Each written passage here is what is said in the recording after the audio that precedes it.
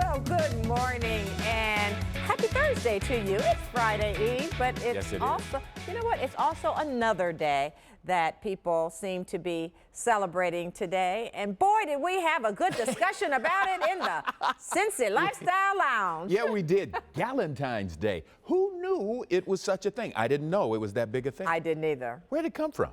I have no clue, but I'll tell you, when I first heard about it, I thought, okay, maybe it's something for all the single ladies, you know, all the things, you know, so that people could be with their girlfriends and not have to worry about whether they have a man in their life. And I'm like, well, that's not a bad idea. No. But then I heard that wasn't what it was about. No, it was about forget the guys, let's just hang out together and have a good time.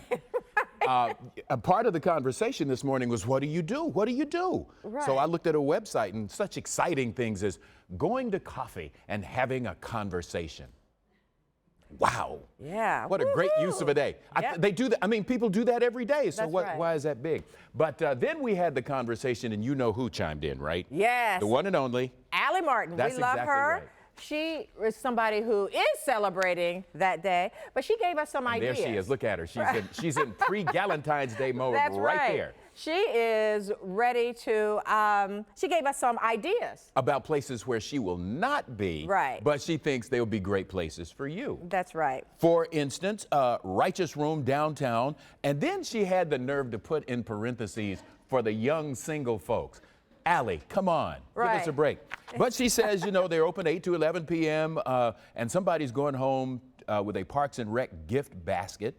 Galentine's Day apparently being the Kind of started with Parks and Rec? Okay. Yeah. So there's that. Who There's knew? a place you can go. That's right.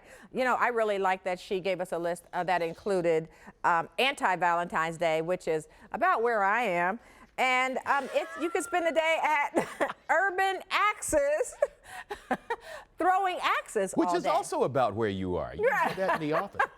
About at the throwing axes stage. That's right. Yep. So it's all about how romance is overrated. Yep. And how you can really just, I guess, spend time with other friends and just have a good time. Now, wait, let's not miss number 3, because this is big for you. Yeah. You can also go down to the Macaroon Bar in OTR today at 6 p.m. It's a 3-hour class where you learn to make macaron. Mona and I did that. We did. And boy, was that fun, right up until we got back here and discovered one of our dozen macaron was missing. Yes. Mona went on a tear, accused everybody of it. I did. Then found it. Who ate the macaroon? And you know what? We still don't know. Yes, but one was missing. That's okay. right. It's a mystery. So there's some things you can do on Galentine's Day. There are. So I hope you enjoy yours. All right. And now we're gonna dive into what we've got planned for you in addition to that. And it starts with the word entrepreneurial and with a capital E for emphasis. That's how you describe Robert Gordon. Now, his resume would read Coal Baron and financial success, but the top of his resume would read slave. How he made that leap is another one of those Cincinnati Curiosities. In the 1800s, coal was big business in Cincinnati, and competition was fierce. Cincinnati's established coal merchants were appalled when Robert Gordon set up shop in 1847. See, he was new, he was young, he was ambitious, and most upsetting of all, he was black. In Cincinnati in 1847, well, this simply would not stand. The white coal dealers got together and agreed to run this young upstart out of town by colluding on prices. They dropped their prices so low that they expected Gordon to go bankrupt trying to sell his coal supplies at similar prices. The white dealers did not count on Gordon's business savvy. Instead of selling his own coal, Gordon hired light-skinned African-American agents who bought cheap coal from the white dealers to fill Gordon's orders. Gordon kept his own coal in reserve. Winter was so harsh that year, the Ohio River froze. No one could get shipments of coal to Cincinnati. The white coal dealers had been buying coal at market rates but selling at a loss to drive Gordon out of business. Consequently, they had little capital left to spend on scarce and expensive coal. Gordon, on the other hand, had saved up his supplies and had plenty of coal to sell at high prices. Gordon earned a fortune, and no one ever challenged him again. Gordon was born the slave of a rich yachtsman of Richmond, Virginia. His master owned a coal yard, which he assigned Gordon to manage. Gordon was so successful that his owner gave him all of the slack, or waste coal, resulting from handling. Gordon saved up his slack and sold it to the Richmond manufacturers and blacksmiths, accumulating thousands of dollars. Gordon purchased himself in 1846 and set out for free soil. Gordon ran his Cincinnati coal yard from 1847 through the Civil War. During the war, he invested heavily in United States bonds and spent his profits from those bonds in Walnut Hills real estate. When Robert Gordon died at the age of 71 in 1884, he left a substantial estate estimated at $200,000 to his widow and daughter. That's almost $7 million in today's money. He also provided a generous gift to the Colored Orphan Asylum and a provision to support a home for aged and indigent African American women. What a story. And now Yeah, I want that to is welcome a good back the master of curiosities, the one and only Greg Hand. Good to have you with us. Always a Glad to pleasure. be here. So help us understand how big coal was in Cincinnati. Oh, this was amazing. You know, if you look at photos of Cincinnati during this time period, one thing that stands out is our wonderful tree-covered hills were completely barren. We had chopped down every tree for miles around, firewood, building houses. There was the only fuel that was available was coal, not only for burning the coal itself, but we had gas lines then, gas illumination, but it wasn't natural gas, it was coal gas. And so a big factory down by the river would burn coal and capture the gas and pump it around to use for gas illumination. Coal was a major, major industry. It was the only source of heat and light in this city. Well, how often was it then that you would see like African American owning a business like that? At that time, it was extremely rare. You can count the examples on the fingers of one hand. Probably the only other person who comes to mind at the same time period was a gentleman named Henry Boyd, who was a furniture manufacturer, and he faced the same sort of opposition. The white business owners in Cincinnati really did not want successful black entrepreneurs in this city. Henry Boyd, for instance, with his furniture factory, it was burned down so many times he couldn't get insurance. Wow. Wow. But his furniture is now in museums. No kidding. The Boyd bed is now a collectible item. Oh my. Well, let's talk a little bit about the Gordon family. Yes. Are we able to find any surviving Gordons from his branch of the family? You know, after he died, he had this very valuable property in Walnut Hills, and the family sold it off, and as near as I can tell, all of them invested that in property in Chicago and moved the entire family to Chicago. So regrettably, we don't have anyone from the Gordon family, as near as I can tell, still living in Cincinnati. And in fact, it is extremely rare from this time period to have images of African Americans of any sort. And so I'd like to publicly thank Blanche Sullivan, who's one of the docents at the Museum Center, who provided that photo of Robert Gordon for me. Yeah, thank you, Blanche. So is that house still standing? No. Well, I think the two homes shown at the end, the women's home and the children's home, I think those are both demolished now. Okay. Okay, All right. all right. Well, I know you're on Facebook doing a lot. I see you Right. there often.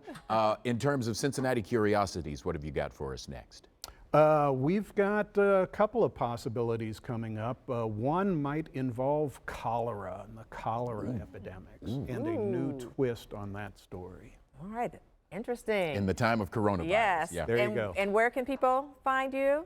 Google Cincinnati Curiosities and you'll find the blog. All right. Greg, thank you so much for being here. Thank you. Allie? Well, for all of you active gym goers on the east side of town, Beacon Orthopedics and Sports Medicine has some great news for you. They have a new location at the Cincinnati Sports Club, and we spoke with Dr. Drew Burleson to learn how you can take advantage of that. Hi, I'm Dr. Drew Burleson, orthopedic sports medicine surgeon at Beacon Orthopedics and Sports Medicine. We're very excited to announce our new location at the Cincinnati Sports Club, where we'll be treating members as well as non-members of the sports club. There'll be a wide variety of physicians who will be treating multiple musculoskeletal problems there, from sports medicine, total joints, spine, regenerative medicine, foot and ankle. So This location is a convenient location for many of the athletes as well as professional athletes that we treat in the area. We're the team physicians for the Cincinnati Reds, Xavier University, as well as many high schools in the area. So this will be a very convenient location for those athletes as well as anybody else in the downtown area. We aren't members of a giant hospital, so there's not a lot of red tape in regards to the patient getting directly to us. No referrals needed to come see this, and that is one thing that makes Beacon Orthopedics unique. There is a very streamlined communication, and I think that this allows us to have very, very good care for our patients. All of our physicians at Beacon Orthopedics and Sports Medicine are fellowship trained and board certified, and a lot of us have prior experience in sports and athletics as well. Myself, I was a former college basketball player at Wright State, so this location is very exciting for me, given the fact that in between patients I can go get a few jumpers up. The best thing about treating musculoskeletal injuries is we're able to get these patients back to doing the things that they love to do. A lot of them come to us because they've become injured doing the physical activities that they really enjoy doing, the things that make them happy, and being able to get these patients feeling better and getting them back to the things they love is extraordinarily gratifying. The Cincinnati Sports Club is one of the premier athletic clubs in the city. We plan to host many wellness events there and fitness events as well. There's a large fitness center there, indoor basketball courts, large workout facilities. There's even childcare for the parents. It's just an overall fantastic place, and we're extraordinarily excited to be there. You can call or schedule an appointment online, but walk-ins are also welcome at this clinic. There will be a physician there 6 days a week, so if something happens to you while you're working out of the gym or anything in the area where someone is available to see you. And Beacon Orthopedics and Sports Medicine's new Cincinnati Sports Club location is off Red Bank Road.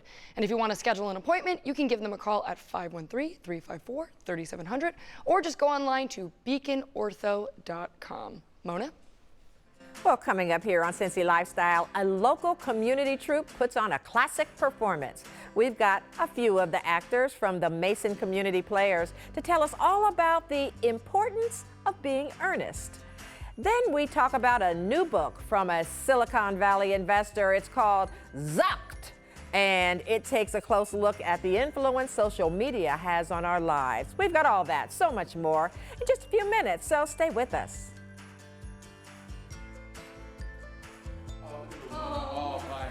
Come help me, be with me, yes.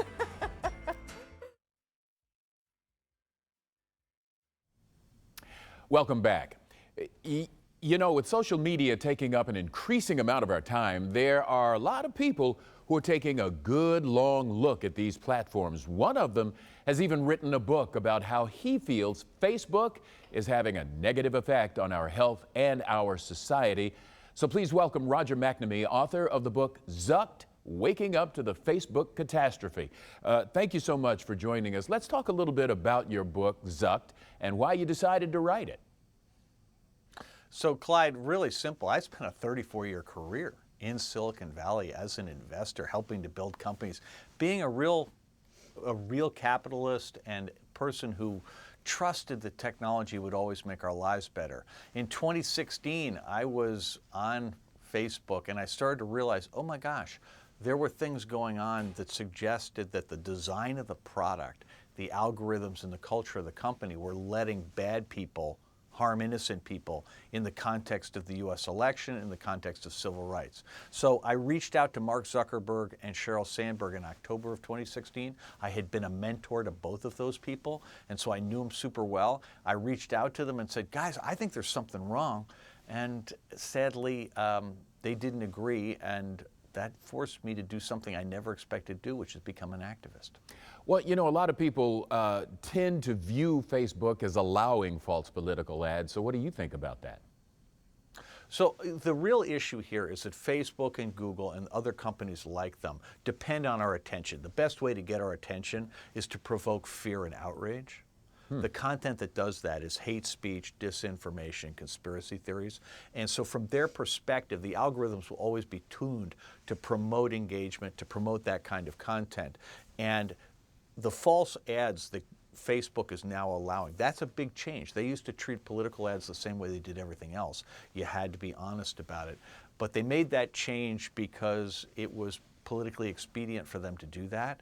And the reality is they don't believe that as a country we're going to do anything about it, and maybe they're right, maybe they're wrong. My goal is simply to tell people what's going on and let them make a good choice. I hope that everybody will join me in the thought experiment of imagining what the world would look like if internet platforms like Facebook were not harming our children, were not harming our democracy, our privacy, and innovation in the economy.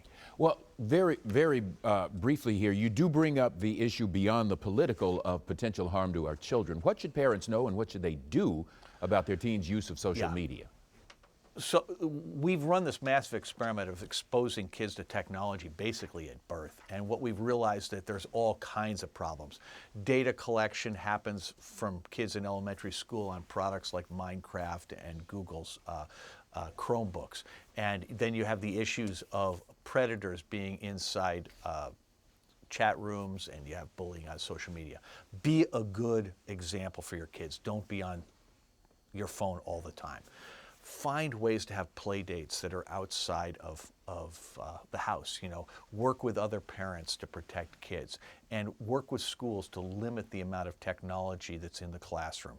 All of these things would be in there. The book is full of good, helpful ideas on that. So I want to thank you for giving me a chance to raise that issue. Virtually no time left, Roger, but right quick, where can folks find out more about your book? So you can go to zuckedbook.com. That's my website. And Zucked, Waking Up to the Facebook Catastrophe, is a paperback available in booksellers around the country and on Amazon. Okay. There are 4 new chapters. I would encourage everybody to check it out. Thank you, Roger, so much for talking to us. Mona? My pleasure. Well, it's one of Warren County's oldest continually operating community theaters. And now the Mason Community Players are bringing one of Oscar Wilde's classic stories to life on the stage. And right now I want to welcome Amy Sullivan and Chris Ball from the Mason Community Players performance of The Importance of Being Earnest. Thanks for being here. Thanks for having us. All right, so you open tomorrow, and tomorrow happens to be a really special day. Tell me about it. It does. It's 125 years to the day since the show opened at the St. James Theatre in London. Wow, what a perfect day to start your production of this. So for those who may not know, tell us a little bit about The Importance of Being Earnest. So The Importance of Being Earnest is a trivial comedy for serious people. It is definitely a look into the high society of Victorian London, where everything is very ostentatious, it's very pomp, it's very up there, very over the top and proper. But it's also very silly by just how overblown and absurd some of these rules are that these people have. And I don't want to get into too many details about it because that would give away some of the fun stuff about the play, but it does go into how important it is to be an earnest person and how important it is to have the name Ernest. Oh. Yes. So I also understand that some of the themes of this play are really still relevant today. Yes. One of those is the kind of absurdity of the rigidness of very strict rules that some people adhere to. One of them, like saying it's completely absurd to read a private cigarette case or an engraving inside. And it's like, well, that's so trivial. Why would that make any sort of sense? Or, you know, a wife talking with her husband across the dinner table. Like, that's scandalous. But it's all just so silly, really, about it all. And you can see that a lot today when some people have some really hard rules that seem just a little absurd to adhere to. So it's pushing the boundaries on that a little bit. I like that. Do you have a favorite part in The part I'm playing, Lady Bracknell. I just love her. She's definitely the matriarch of her family. She has a daughter who she's trying to get married well, marry wealth, as she did. Algernon is who Chris plays, and he's my nephew. He's a rascal. He's a rascal. He pushes my buttons, very much so. But this whole scenario that we're doing is I'm trying to marry off my daughter well. His best friend is trying to marry my daughter. I don't like him, so I'm putting him through the hoops. And Algernon has a very special friend I'll let you talk about it. I love that. I love all this. I wish we had more time, but we want to get people there. This is a good teaser for your play. Tell us where people can get tickets and more information. MasonPlayers.org. You can order online. Tickets are $15. I think we have a discount for seniors and students. Yes. Yeah. We open tomorrow. We're very excited. All right. It sounds like it's going to be a really fun play. Thank you both for being here. Thank you so much. you. Absolutely.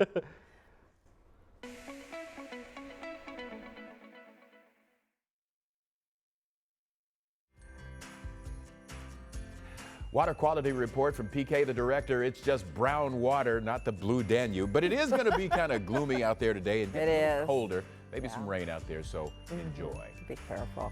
Well, coming up tomorrow on Cincy Lifestyle, we shake things up just in time for Valentine's Day. We pop by Carrick and Spirits to take a class in mixology and learn how to create some classic cocktails. Yes, we do. Then we'll take some time to learn about ways you can pamper yourself. Queen City Alchemy has the tools to help men and women look and feel their best. All that and so much more happening tomorrow right here on Cincy Lifestyle. I'm going to lobby for a male equivalent to Galentine's Day. Okay, what's it going to be called, Clyde? Dudentine's Day. I knew that would get her. That's Cincy Lifestyle. Yeah, and it should be. For this Thursday, Galentine's Day. Yeah, remember, reach out to us. Let us know your thoughts about Dudentine's Day, Galentine's Day, and Valentine's Day. We want to hear from you. How is that funny? I like that. Yeah, Dudentine's Day? Yeah. Okay, yeah. You should Maybe hear some of the it'll things catch she on. thinks we'll do. Oh, it's embarrassing. Make it a great day.